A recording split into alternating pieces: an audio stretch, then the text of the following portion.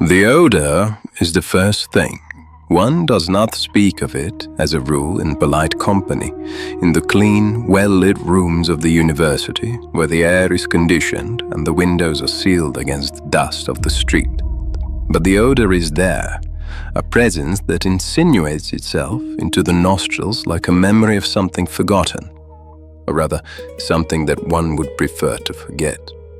It is the smell of the abattoir, of the charnel house, the place where the flesh is left to rot in the sun. It is the smell of sulfur, that pale, yellow substance that forms in the depths of the earth and emerges from the fissures of volcanoes. A substance that hangs in the air around the thermal springs where the water bubbles and hisses like the breath of a sleeping beast. One thinks of the medieval demonologists with their careful taxonomies of the infernal, their distinctions between the ranks of the fallen angels, their inventories of the stench that accompanies the presence of the diabolical. They knew, these men, that the devil is not merely a liar, but also a kind of a perfumer, a master of the olfactory. The devil is a being who can fill the air with the scent of roses and myrrh, only to reveal upon closer inspection the underlying reek of decay. Saint Teresa of Ávila, that great mystic of the Spanish Renaissance, wrote of the stench of sin with a vividness that still startles the reader. She had smelled it, she said, in the presence of the demonic, had recognized it as the unmistakable signature of the fallen, the trace of their passage through the world. It was a smell that clung to the soul and saturated the garments, a smell that followed one into the quiet of the cell and the solitude of the chapel. And it was, for Teresa, a gift, a way of distinguishing the true from the false, the divine from the infernal. One imagines her in her convent, the light of the late afternoon falling through the grille of the window as she writes in her small, precise hand. She has seen visions and heard the voices. She has been lifted from the ground in the ecstasy of prayer, and she has also been visited by the other, the dark one, the one who comes in the guise of light. She knows the difference, she says, because she has learned to smell it. The divine leaves behind the fragrance of the garden, the sweetness of the rose and the subtle, almost imperceptible scent of the holy oils that are used in the anointing of the sick and the dying. The infernal leaves behind the sulfur, the rot, the unmistakable tang of corruption. Just don't let Teresa meet me after a night out and a dodgy curry. One considers the test of the name, the simple, brutal challenge that the mystics devised to unmask the impostor. The demon is commanded to speak the holy names. Blessed be Jesus and Mary. The true divine figures embrace this, of course, their voices clear and unhesitating, their faces radiant with the joy of acknowledgement. But the infernal mimics, the fallen angels who have retained their vast intelligence and their capacity for illusion, they cannot do it.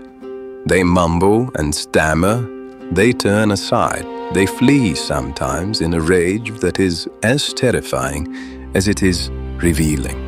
One thinks of Saint Gemma Galgani, the young Italian mystic of the late 19th century who confronted the demons in her cell and commanded them to speak the names. She watched them writhe and scream and disappear into the shadows.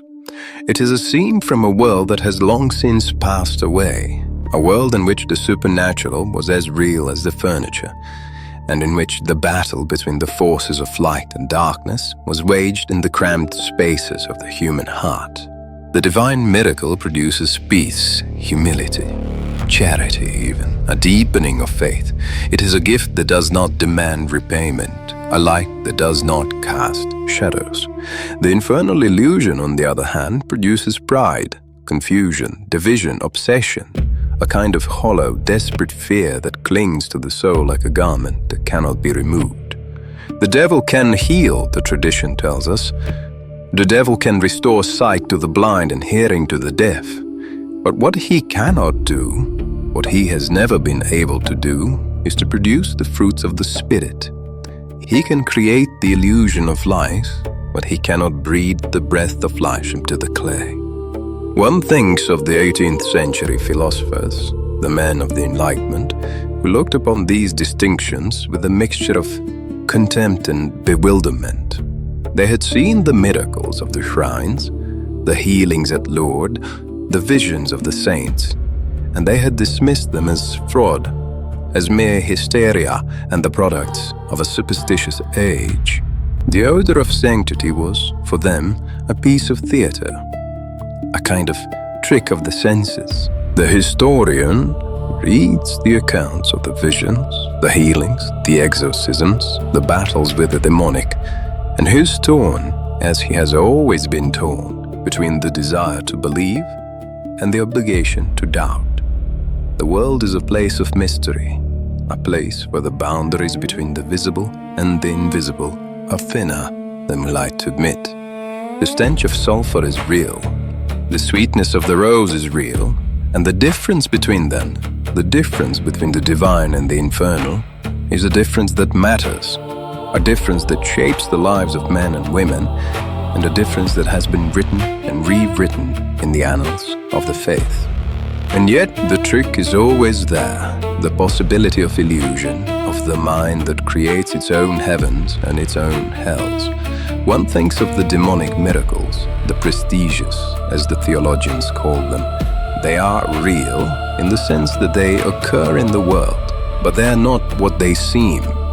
They are mere imitations, copies, reflections of a reality that they can never fully embody. They are like the painted grapes of Zeuxis, so lifelike that the birds pecked at them. But they are not alive.